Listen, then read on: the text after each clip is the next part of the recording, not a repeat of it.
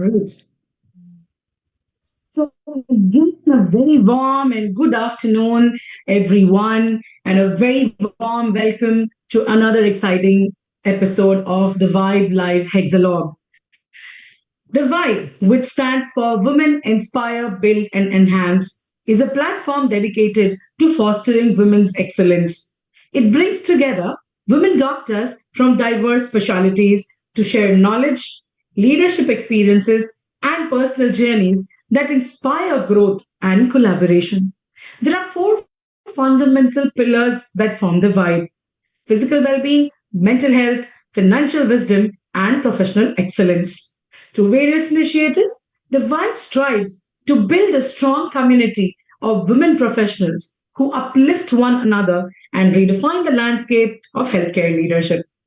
I'm Dr. Ritu Johari, consultant diabetologist and metabolic expert practicing in the western suburbs of Mumbai. I have a unique, diverse background with decade and a half spent in pharma industry and now half a decade spent treating diabetes, thyroid, and obesity.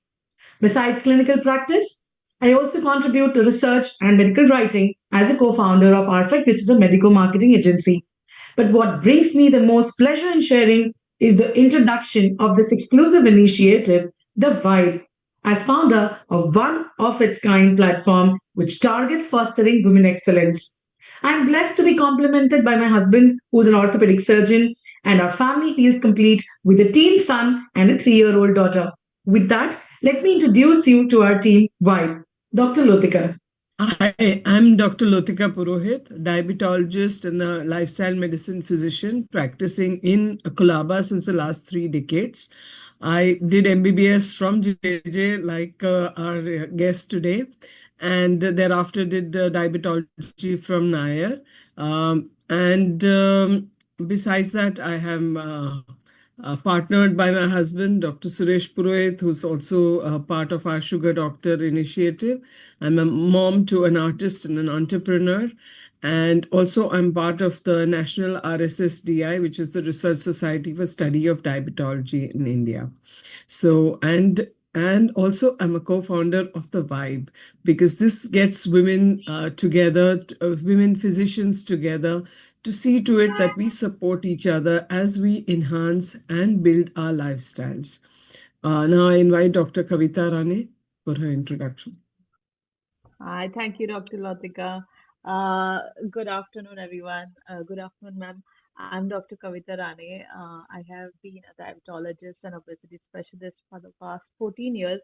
I practice at Chembur at Rane Hospital and Apollo Spectra Hospital here. I also visit in Lux Charitable Hospital. Diabetes came to me because my grandfather fell sick and he had this abscess, and which is why I have decided to walk this path of diabetes and help people in need. To tell you about myself, I love to draw, paint, I love EDM music, I love to play golf, I love spending time with my family. And I love to be a part of this forum and these amazing women. Over to you, Dr. Latika. Yeah, so I'll go ahead. Dr. Pranjali. Yes, Pranjali. Yes. Good afternoon, everyone. Myself, Dr. Pranjali Shah. I am Director and Chief Diabetologist at AB Diabetes Clinic. It's in Mulund, and also I look after internal operations at iHeal Complete Vision Care, owned by my husband and myself.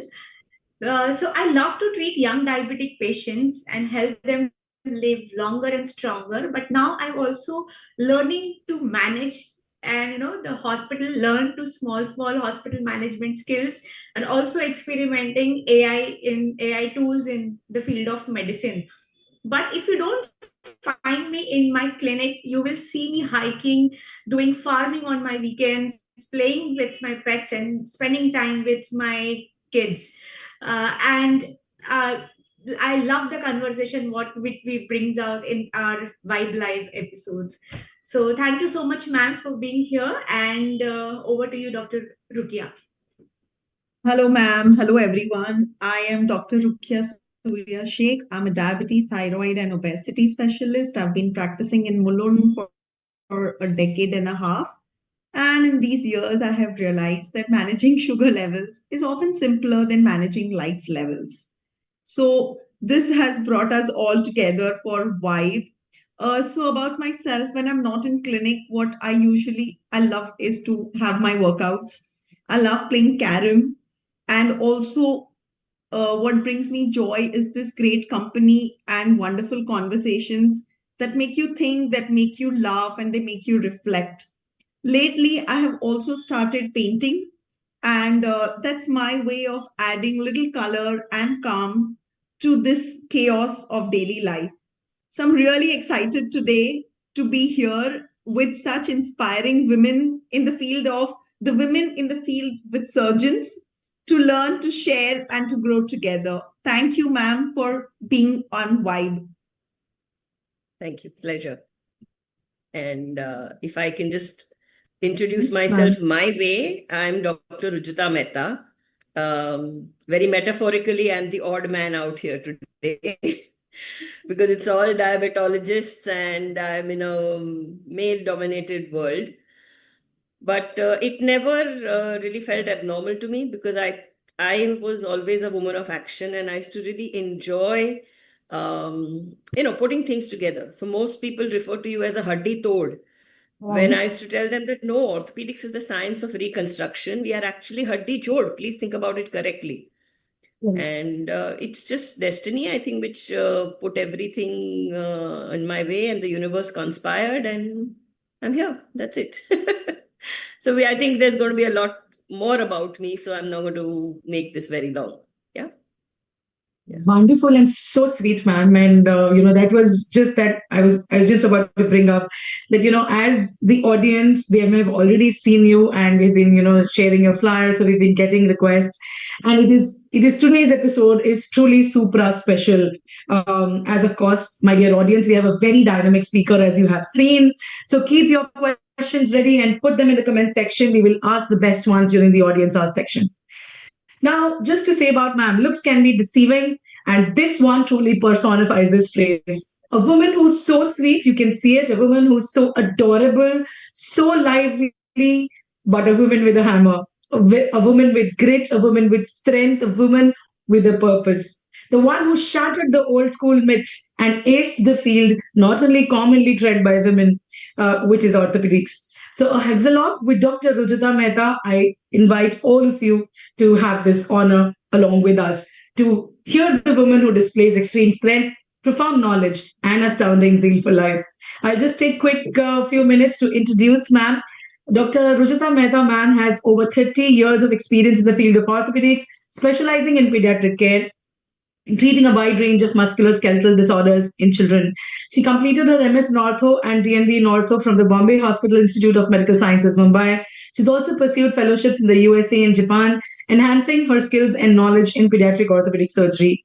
Her areas of expertise and specialization include pediatric hand surgery, congenital disorders, and complex orthopedic procedures. She is known for her patient centric approach and has successfully handled numerous complex medical cases. She's an active member of several professional organizations, including the Indian Medical Association and the Pediatric Orthopedic Society of India. She has been the head of department at the B.J. Wadia Hospital for Children, the former vice president for Bombay Orthopedic Society. She's the chairperson for VOICE, WICE, which is the Women Orthopedic Surgeons of India Collective Empowerment. And she's the founder secretary of APOA WAVES, which is the Women Orthos of APOA, Advocate, Educate, and Support. Dr. Mehta has also contributed to various national and international forums, sharing her expertise and knowledge. So, a quick turn on to you, ma'am. How did you feel when you got this invitation to be a part of this hexalog on the Vibe? So let me put it this way. I actually felt your vibe on the phone. It was like a first time someone speaking to me, and you just really came across as very peppy, very cheerful.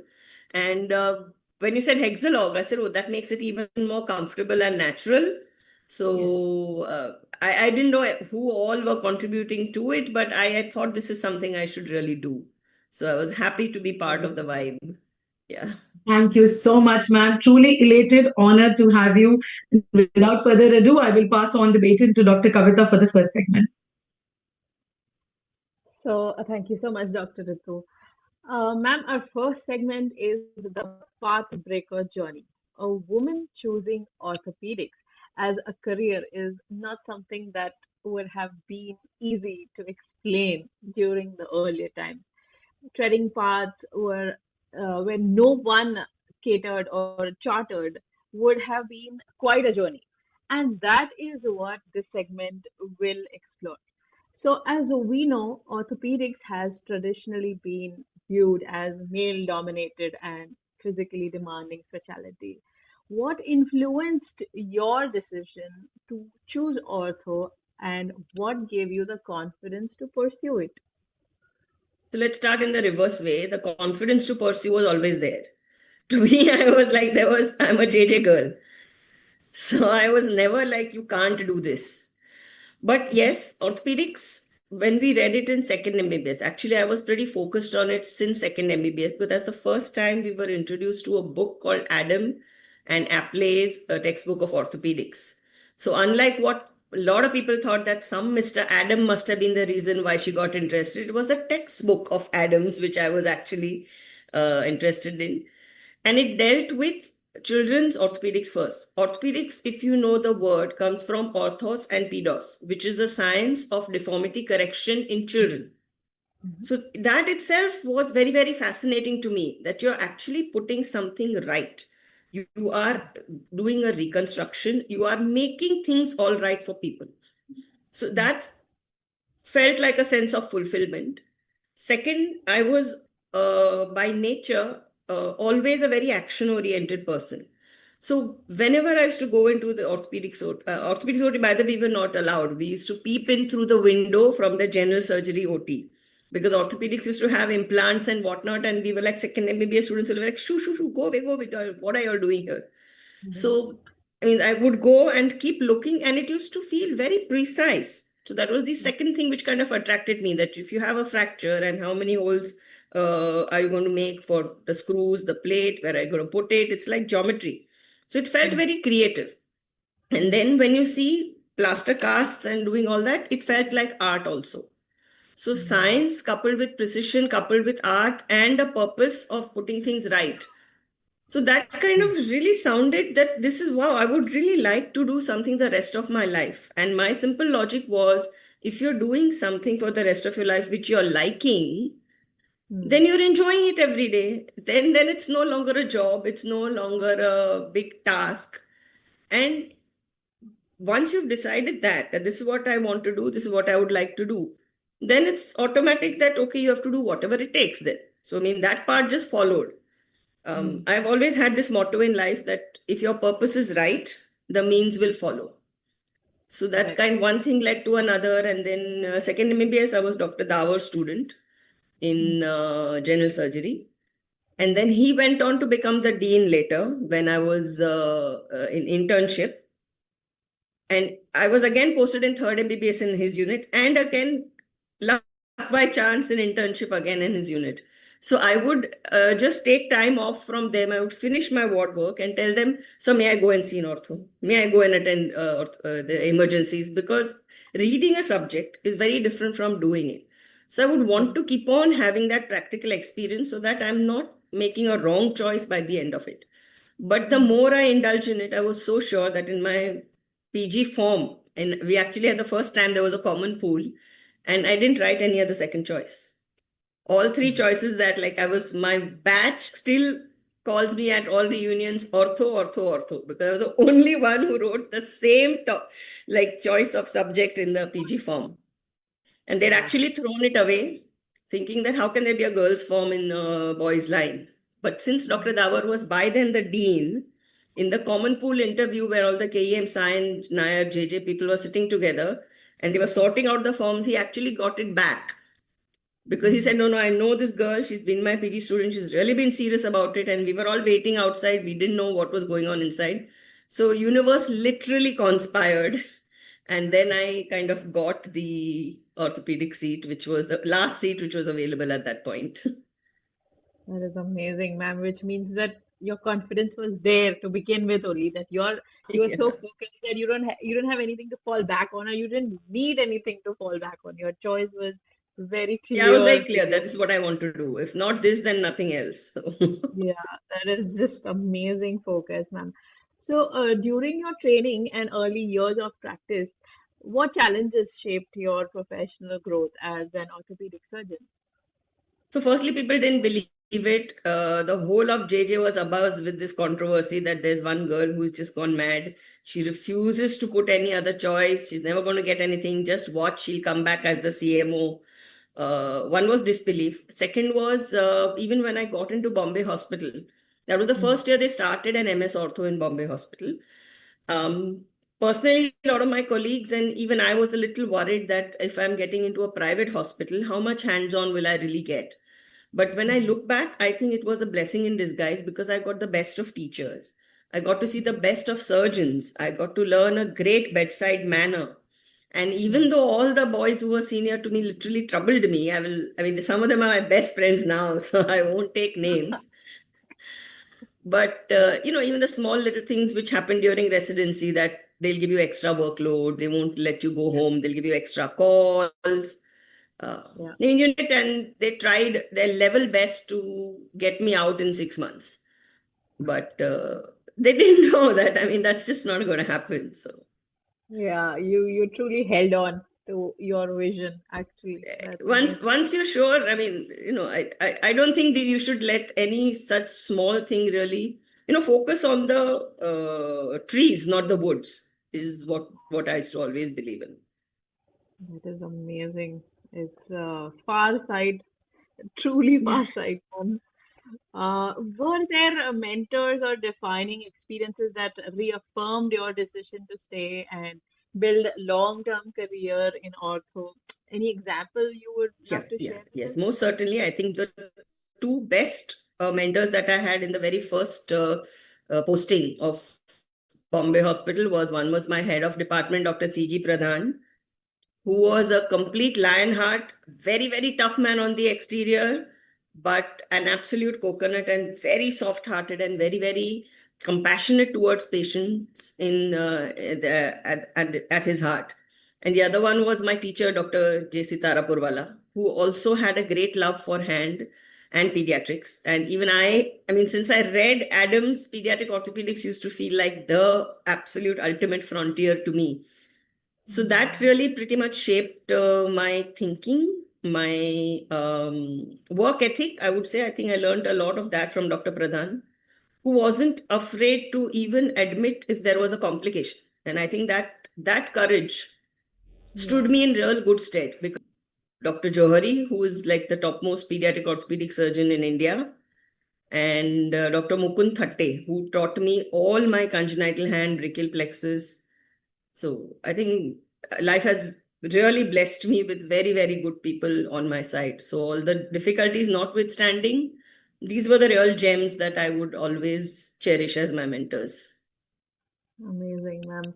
Thank you so much for the insight. And it is very true that courage and honesty gets you a long way. And moving on to the next segment with Dr. Rukia. Thanks. Thank you, ma'am, and for telling us that how focused you were from your second MBBS. That ortho it is 1, 2, and 3, all options only orthopedics, and no two ways about it. So that doesn't leave much questions about it. But what I will be asking to you about this segment is more about the shift to the pediatric orthopedics. You are indeed a powerful outlier. First you choose orthopedics, and then you chose pediatric population, which is also very challenging. So this segment we'll talk about how this technical excellence meets the long-term care. And after you chose orthopedics, was it just because, like you said, you were mentored by Dr. Punawala, who was also into pediatric ortho, that led you to picking up pediatric orthopedics, or was it something more beyond that? So what was that moment or motivation that drew you towards pediatric orthopedics? And how does this choice reflect your core clinical values? Any particular patient or experience, which stayed with you, and that's the reason why you chose pediatric orthopedic? No, I think pediatric orthopedics was always my ultimate goal. So the only way to do Okay. it, because it's a science of deformity correction in children, and that's what I read first. So orthopedics has to be done to be able to do a super specialty. In those days, there was no fellowship available. There was no structured learning or degree or anything in pediatric ortho. It was just by experience that one did it, or if one went pursued fellowships abroad later. So that part clear, I definitely wanted to do it. But why pediatric orthopedics also is because it's a constantly evolving science. It's pretty complex in terms of you have to be able to think about the patient right from birth to adulthood.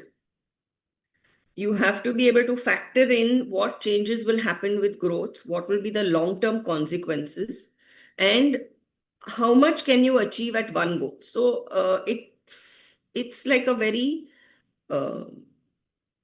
constant thinking, and you have to be wise. You have to grow wise in this field as you go along. So it's never going to be straightforward, simple, dull, and boring. Those four things are never going to happen in pediatric orthopedics. Right. Yeah, routine flat foot, knock knees, bow legs. There are a lot of common problems as well. There is pediatric trauma as well. Yes. But what really feels challenging is congenital deformities and correction, cerebral palsy, osteogenesis imperfecta, all those kind of long-term disorders where not just the family, you can actually impact not just the patient, the life of a whole family.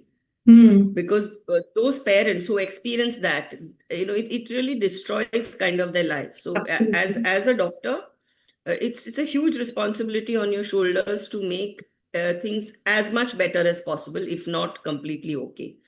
So it always felt challenging. And to this date, in Wadia at least, the kind of referrals that we get from all over the country, there's always at least one or two cases which walk into the OPD where you're like, oh God, I'm bombed today now. What am I going to do about this one? Right. So it always holds your interest, Yeah. number one. Number two, there is a lot of planning and social factors also which you have to bear in mind. Like their schooling may get affected. What will you do about their marital status? Because in India, and that's a subject close to my heart now, most of the congenital deformities, the girl child will always be brought late for correction, when they could have easily been picked up early. So it's like, for example, DDH, where the hip is a deep-seated joint. If you really have a robust neonatal screening program, if you have a robust NICU care, vaccination-related care pathways defined, then you may not need surgery for DDH if we really work over the next 5 to 10 years, like Denmark did. Okay. They actually brought down the incidence of late presenting DDH. Okay. So that still I see in OPDs where a lot of the childhood disorders, there is a myth in general practice and general ortho and in pediatricians that you have to wait for a certain age before you take to the pediatric orthopedic surgeon, whereas it should be the other way around. Pick it up early, treat early. The treatment is also simple, like clubfoot. Now, when I trained as a resident, we used to do surgeries like 5 to 7 per OT for clubfoot. Now, clubfoot treatment is pure OPD basis, serial plasters, and a minimal percutaneous tenotomy. So that has also changed. So it's so much better for the child. Yes, So- absolutely. So those are the kind of things which keep happening. Whereas a replacement, joint replacement, or arthroscopy, you'll probably get just another new scope or another advanced technique, but the basic operation remains the same. So it's, to my mind, it's not evolving. I have nothing against my arthroscopy and general orthopod friends, Yes. but it's very dynamic. Yeah, So ma'am, really love it. absolutely. So, you're not just treating the condition, you're also planning the growth of the child and their future. So there's a lot of long-term perspective on the growth and development Yeah. that you always have to look into when you are taking these surgical decisions, which is not so much in case of an adult orthopedic. It's a Correct, different correct. challenge over there. And so, ma'am, how would you describe yourself as a pediatric orthopedic surgeon?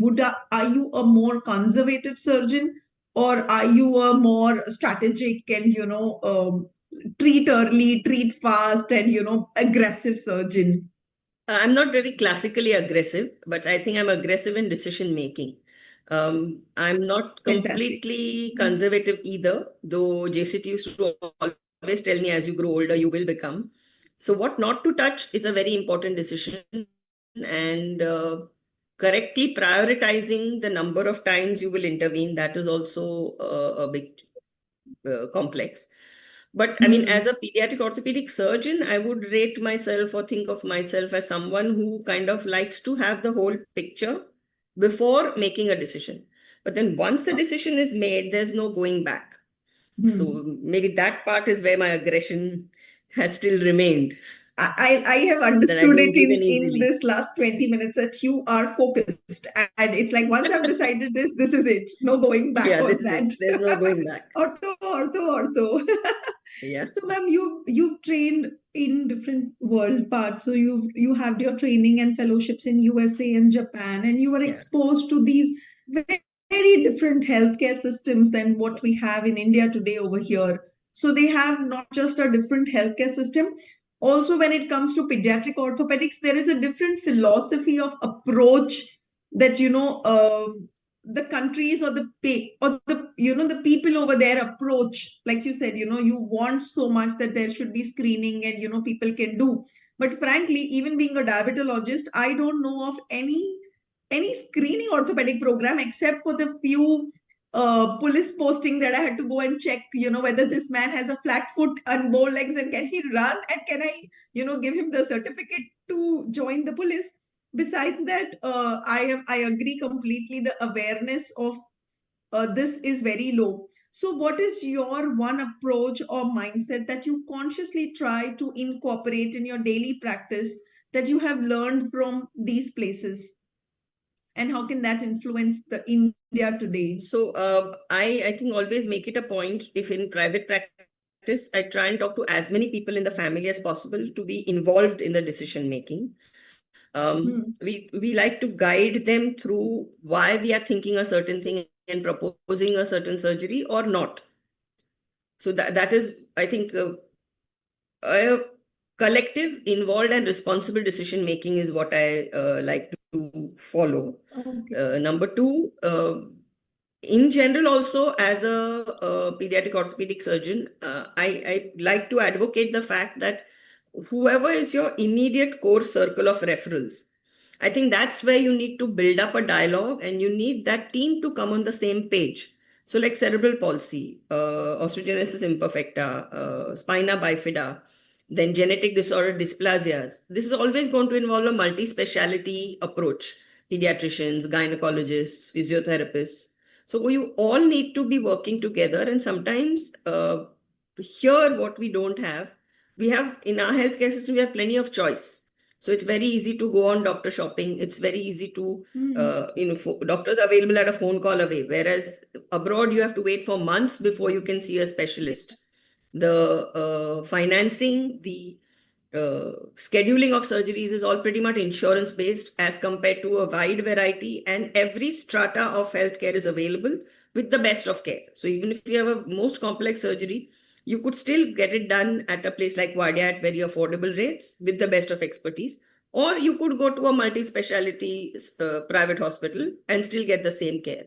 Whereas abroad, that's going to differ a lot. It's always going to be depending on the insurance system that they have and the referral pattern they have. But here, I think that is very, very good that we are able to cut across barriers. If we need to, then you can always form your team. You can always have various platforms like such as yours. I think that's a very useful platform to build up awareness about some of the rarer problems.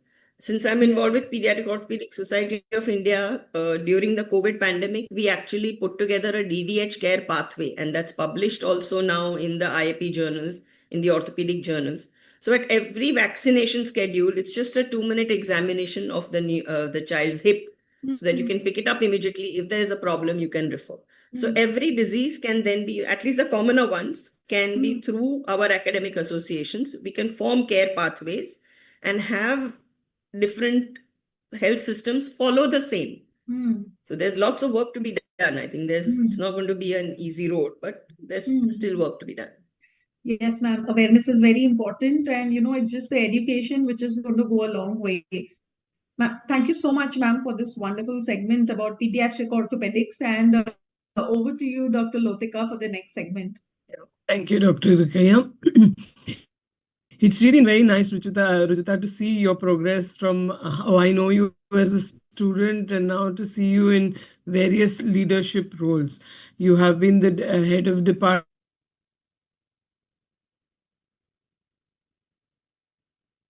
of very reputed hospitals, and that surgeons usually spend more time inside the OT. That's their most valuable time. And but as head of Department of Pediatric Orthopedics at leading institutions, how do you balance the clinical responsibilities, the teaching and mentoring of younger surgeons, orthopedic surgeons? So firstly, I'm very happy to share, Lotika, that we have now 4 fellowships under our belt at Jarbai Wadia, and we are applying for the DNB program as well. So that was something I wanted to give back to my alma mater. I'm here since 1999 now, so 26 years at Wadia. And teaching, a lot of the didactic teaching we do at night on Zoom. I have a very good, strong team here of 5 men under me. Wow, what a dream. But they are all great in their own fields.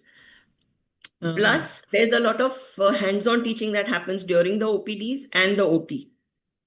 Then we give them projects, we make them prepare certain topics or research papers and things like that. And the rest of the time, I spend a lot of time at Wadia, but the rest of the time in the evenings is private practice. So whatever comes your way. And if there's a particular challenging case, then I think 2 of us get involved in doing that. We conduct a lot of BOS courses. I've presented quite a few papers at a lot of conferences. So I think it's all interlinked and it slowly builds. But clinical care versus teaching, I think it's all equally pleasurable. So I don't think it's not doable, but yeah, it does take a bit of a lifestyle disease toll on you. And think this webinar I'm going to use as big reminder that I've been talking to 5 diabetologists and I'm not looking after myself. So it's a good reminder for me as well. Yes, it's very important to look after yourself also. Yes, lifestyle and stress need to be managed for sure. That is first, yeah. So these and academic forums like POSICON, YROC, how do you see pediatric orthopedics evolving in India over a period of time? So POSI actually now is, it started when we were students in 1994. I was still training in MS when the first meeting was held in Bombay Hospital under the chairmanship of Dr. Tara Purwala, and Dr. Johri was the secretary. It's really grown from a body of around hardly 50-20 people to almost 600-700 members now. And I was the organizing secretary for its Silver Jubilee as well in 2019. Going forwards, I think we still have a lot of underserved areas in India where we could make a huge difference by having focused expertise in the field of pediatric orthopedics. So that what we try to do is when we take in for the fellowships, we try and see if there is a particular candidate who has scored well, but at the same time is going to go back to an underserved area. We also have a rural fellowship under the POSI umbrella. And we have built a lot of international collaborations as a body in Pediatric Orthopedic Society of India, where you have a POSI Canadian fellowship, you have a POSI BISCOS, means British Orthopedic Society fellowship. So our own students then who have been good, they can train for a certain time there and come back. Oh, that's very nice. So spreading through, one is collaborations and 2 is a local needs. So both a local and a global partnership. We still have a lot of work to do, but it will improve. I think over the next 10 years, probably it will be a very common word to be a pediatric orthopedic surgeon, and it won't be a niche branch any longer. Oh, that's nice. So how important do you think is early diagnosis and parental education in improving the long-term long-term outcome in children for the orthopedic conditions? I know you did speak about something, but what is the way forward in this? So early diagnosis and awareness about congenital conditions is rapidly changing now. In private practice, as I have seen it from 2004 to now, we actually have something like at least 2 or 3 antenatal consults which we get from our gynecologists. The more they are aware, the more antenatal diagnosis that they are doing for minor anomalies, that is definitely growing. And that gives us a chance to educate the parents. Now, besides that, a lot of us actually participate in social activities like camps for early detection of deformities and treat them early. And any social media opportunity to spread the message for early detection. That is what some newspaper articles. So if you have, say, you have a bone and joint day, which is 4th of August every year. So use that opportunity to create social impact. Then we have a pediatric orthopedic day, which is 19th October. There's a whole bone and joint week at that time. Okay. So we keep doing that kind of a thing. And I think with the government also coming in, at least into Wadia, we have the opportunity to be recognized as a center of excellence. So under the hub and scope model with telemedicine, we can reach out to many more district places and explain in local and regional languages as to just simple pictures pre-op, post-op, and difference between a pre-op, post-op result as a young child versus a older child.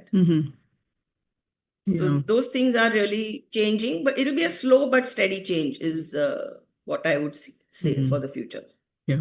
No, that's very interesting to know how you have impacted the field and how things are progressing. And I hope that, we are able to see lesser or maybe earlier interventions in pediatric orthopedics rather than, when they grow older. And that is very insightful. So now I hand over to Dr. Pranjali Shah for the next segment. Thank you so much, Dr. Lotika. It's really nice listening to you, ma'am. And one word which I can relate to, ma'am, it's like dabang. The way she was explaining, कि एक बार मैंने ठान ली तो मैं अपनी आप की भी नहीं सुनती. So that way it was really lovely listening to you, ma'am. And now, ma'am, in the next segment, we'll be talking about balance, resilience, and looking ahead. So here we want to know actual practical secret mantra from your side. It's been like 3 decades and you have a long surgical career which demands both physical stamina and emotional resilience. So how are you managing all this? And you are consistent with that. So we would really like to know your secret mantra for us. I mean, there are no really secrets with me. My life is an open book and things have just really happened serendipitously, actually speaking, not really planned so much, except I have just known my heart and I've followed that without any apologies, because I think that's the only way I'm comfortable to do exactly as I please. Perhaps that comes across as headstrong sometimes. But so more than that, I think, what as a person, if I would reflect, what is important is to know what you can do. And also have a clear picture of what are your limitations, what you cannot really manage to effect. So if someone has a very, very short femur, a very congenital short femur, say to begin with, we can't promise them the moon. We have to be able to be very clear as to how many surgeries will be required, what will be achievable without complication or without compromise. But at the same time, it may become too overwhelming for a parent. So you have to also assure them that you will be there along the way with them. I think that's your primary responsibility as a physician, that no matter how bad the news is, to tell them that you will try and do as much as you can and you will be them all the time. You also have to, I think, as a physician in our country, you have to be able to be a good counselor, because whatever the news will be met with all kind of reactions. So to me, I think if I have to put it very, very simply, I would like to be the kind of a doctor who, if I were a parent, how would I expect that person to treat me? Yes. If I go to somebody with a problem, what is my expectation? And that's the empathy I need to keep within me while describing the treatment for a particular thing. Yeah. And overall, I think a good work ethic. That's for my students, to my unit when I run it, whenever I get involved with any association. Yeah, over the years, I've definitely learned to voice my opinions a little less. It's okay to be opinionated, but don't really have to fight every battle. True. As a person, you need to grow and realize what to speak up, when to speak up, and Yes. Yes. I think a time comes when your opinions can actually change things, and wait for that moment and then speak. Yes, ma'am. But It's a ma'am, huge I learning also for me, though. want to know, like there might be longer days and hectic days might be there for you. And next day morning you might feel sometimes, today I want to skip, but you know that you can't skip. So what are things, like how you used to convince yourself, I need to get up and show up, I can't skip. So that motivation, like sometimes we have a longer days, hectic OPDs, you feel nahi yaar, aaj let's skip, but still you show up. So what that thing, So how you that used to actually, manage those? there's a secret there, really, that I think that's where you tell yourself that, hey, this is your challenge today. Are you going to be able to meet it? So keep reminding yourself that if you could do what you did 30 years back, what is this? What's wrong with you? Get up and go. So that's what I, very often when I get bogged down with a lot of stuff and kind of feel literally angry about why things are not going a certain way, I really try to use this reminder that, did you let anything stop yourself at that point? So why are you hesitating now? But I mean, yeah, that does happen. Yes, yes, ma'am. And ma'am, you are the chairperson for Voice and also founder secretary for APOA Waves, which are the brilliant platforms for women orthos. Ma'am, do you believe the gender biases still exist and that women are not Absolutely. suitable for surgical fields? So, Gender bias would you like exists, to give very any? much exists. It's a reality. It changes shapes and forms and names and voices. But if 30 years back it was like, how dare you take orthopedics? 30 years later, it is, she can't be my boss. So it still has different manifestations, and that's only human. Voice again happened serendipitously, but once it happened, I was so glad that it happened. It was like in IOA 2016, I won the committee election to get into the IOA executive. And at that point, they said, what will you do? Do something new and show us. And we had in the Golden Jubilee IOCON, which was like 50 years, we knew 50 names of women in orthopedics. My PG teacher, Dr. Tara Purwala's PG teacher, actually again hails from JJ.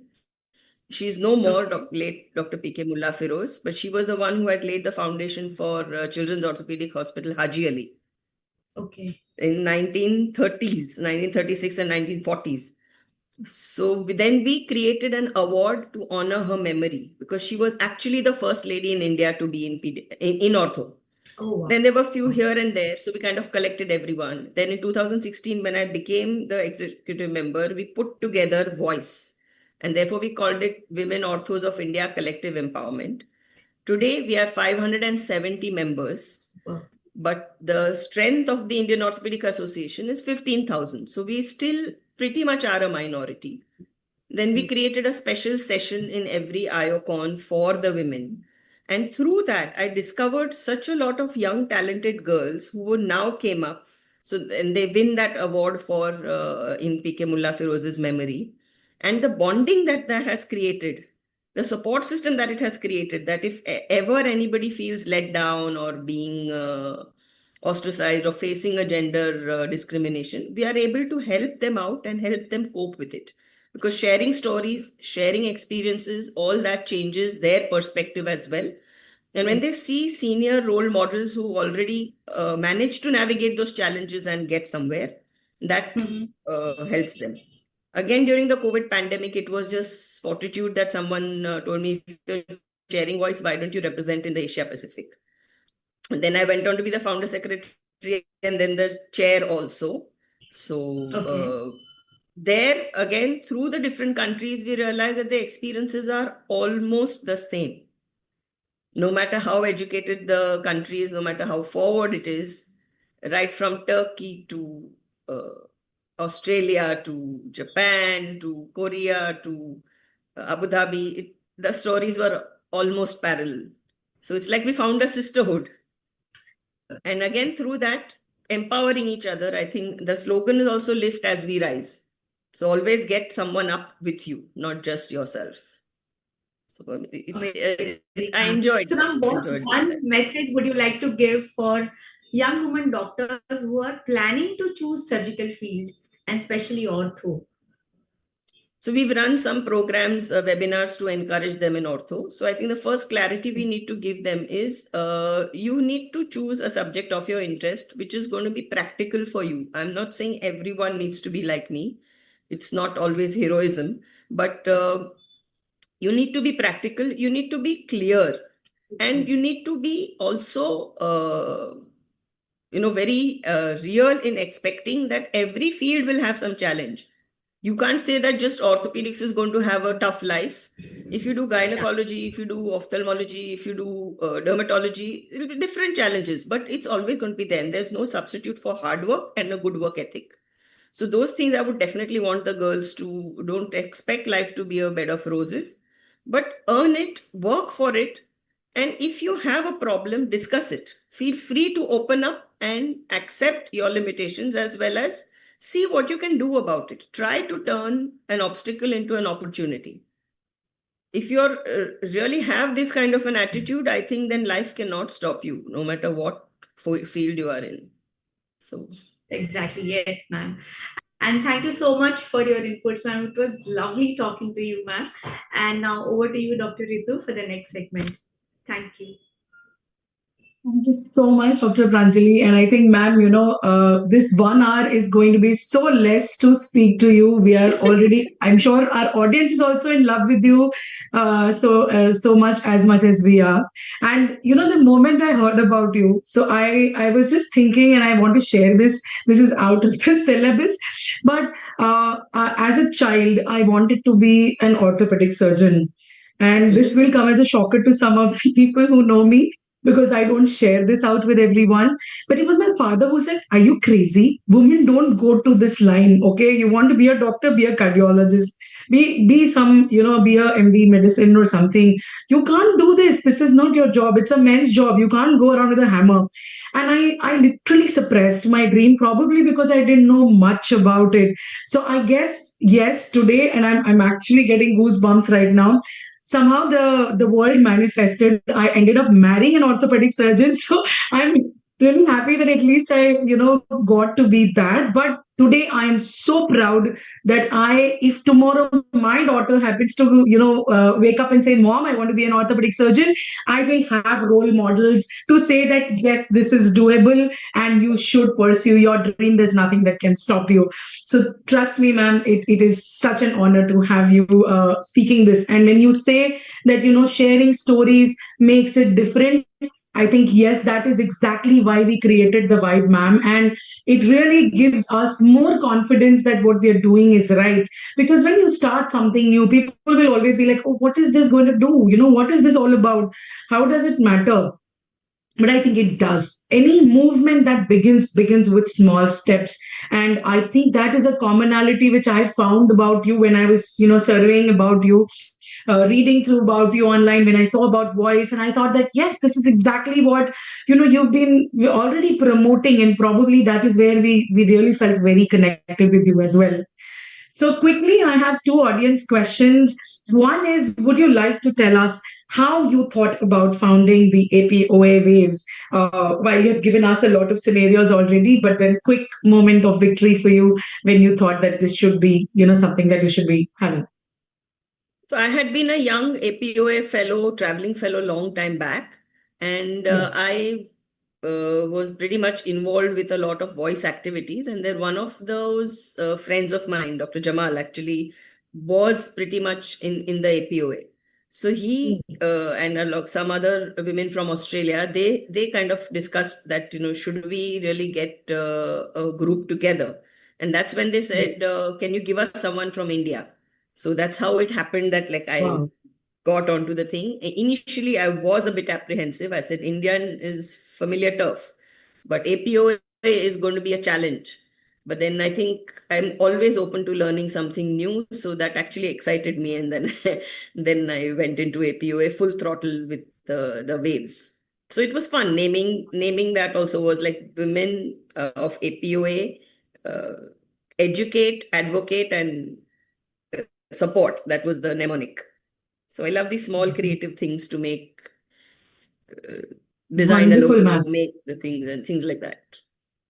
Ma'am, there's so much similarity when we are hearing you, and I'm just thinking out loud that whenever you have time, we're going to come and pick your brains about taking this forward to much more women, so that your dream, if we are able to contribute even 1% to what you have done Yeah, in your the girl child. capacity, it would be really a win-win situation. Because yes, today in India, while we have a lot of advances, we still have women doctors who shy away from taking the opportunity. And for our audience who are listening to us, we really would recommend that pass this message on to the women doctors who you believe in. Because we see at forums, ma'am, they know the answers, they do not want to speak. They know the valid questions, they don't want to ask. It's more about just saying that it's okay, I know I'm good. But it is time that we become dabang like Dr. Rujuta. And it's I think heroism itself comes from the fact of being clear. This is what I want, this is what I will pursue, and nobody can change my thought process if I want it. So true salute to you, ma'am, for being the Dr. Rujuta Mehta that you are. I think you already answered my second question. So the other question that had come in was there any moment you felt subjected to being judged due to gender? Like anyone said to you, you cannot do this, or your skill being questioned being a female orthopedic surgeon? So I guess like you said that yes, being a female boss can be very difficult for men to take in. I think men are still way behind to understand that women can be stronger, and then they need to realize that to get better outcomes. It's not about proving which gender is better, but it's about understanding that yes, sometimes women, because of their higher emotional quotient, are better decision makers, are better leaders. So any examples still that you would want to share on this ground, ma'am? Not on this ground. I think it's more about being very, very opinionated where it comes from. But opinions Yes. usually come out of being a good analyst, is what I've always believed. And Right. knowing your mind clearly, being able to sift out your priorities clearly. So I think the only thing I would say is that a lot of times very clear thinking isn't received exactly as it should be. So learn to Yes. present your thoughts in a much more acceptable manner if you feel that you're coming across very strong. But you don't necessarily have to give up the strength, because strength is what is going to carry you through life. So self-belief and clear thought is very, very important. Wonderful, ma'am. I really love it the way you put it, that yes, the strength has to still be there. Probably you just maneuver the way you're putting it across. And yes, of course, the strength has to be gender agnostic, which is what we should all learn, and so should the people who are also working with us. So that's a great take home as well. So now, ma'am, we'll switch gears. We're getting into the rapid fire, which is known as pulse of life for us. So this is going to be a signature move. We'll have quick questions for you, around 6 to 7 questions, where we will need quick answers, instinctive, honest answers from you. So let me shoot them out to you. Shoot. Orthopedics to Dr. Rujuta in one word, or a song that you can resonate with? Orthopedics in one word for me is creativity, fulfillment with action. Wonderful. Surgery, precision or patience? Decision and patience. Wow. One misconception parents often have about children's bone problems. That they relate everything to a deficiency of calcium, which is not the case. True that. So a very good takeaway even for our general public who's listening to us. Then the next one, teaching or operating, which do you enjoy more? Well, I think I know the answer, but still. Both. I'm a Libran. I can't take sides. Wow. I love that. Very quirky and very smart. Okay, so the next one is also similar. Knife in kitchen versus knife in the OT. Dr. Rujita Knife Smith. in the OT, knife in the OT, knife in the OT. Lovely, lovely. Kitchen In knives, I'd rather Instagram, Reel. leave out to someone else and eat whatever is cooked. Super. So this comes from your social media presence because I've been following you. So an Instagram reel versus a Facebook post, what do you enjoy doing more? When I have lots of time, in Instagram reel for sure. But when I just want to make a point or say something, then Facebook post. Wonderful. And one case in your life, this could be a little more than one sentence, or one case that made you laugh. One case. Oh, I mean, Patient, any patient that could be OPD, any okay, so patient who there's came this to you. terminology which is in orthopedics where syndromic child, where you think that some faces are different. We call it as funny looking kid, or FLK. So that's like a clinical clue that we tell our residents that if that patient is looking a little like a funny looking kid, then please investigate further. Don't just stick to the presenting complaint. And while I was talking about this in a teaching session to all the Students, yeah. students, and that child was really sitting there, and I said, "Who's a FLK?" And that kid just looked at me and pointed towards me. So that was great fun. But I'm sorry, there's going to be chanting going on here now. No problem, ma'am. No problem. That's such a wonderful point that you mentioned. And I think I was just transported into your space when you were talking about the example. I felt as if I was a part of that session and I was seeing that kid, point out towards you. Thank you so much. That's been so brilliant. Wonderfully answered rapid fire. You were really on fire, ma'am. So now I pass on. I hope you had fun too. Yes, I did. With us. Oh, great. So now I pass on the baton to Dr. Lotika for closing. Oh, thank you, Rujita. It's really been such a nice session with you. A big eye opener in a lot of ways about what you have done, as well as what pediatric orthopedic has evolved over the last few years. So we all have a take-home message. What mine was that pause, wait for a moment before you put across your opinion, wait for the right moment. So I asked my other colleagues what is theirs. Dr. Pranjali, what is your take-home message? Of ma'am is like a take-home message today, but the thing which I got connected is if your purpose is right, the means will follow it. Yes, so and I guess manifestation. So that was my take-home today, Dr. Rukia. If you just turn the obstacle into an opportunity, things will just follow. And also, it is okay because I'm also a very opinionated person and I come across as a very, very straightforward speaking person, telling a spade a spade. So I'm learning that it's okay to not voice your opinions all the time. It's okay to just keep quiet and wait for your time. Dr. Kavita? So this is relating to something that I was discussing this morning only, and what ma'am said resonated is don't have to fight every battle.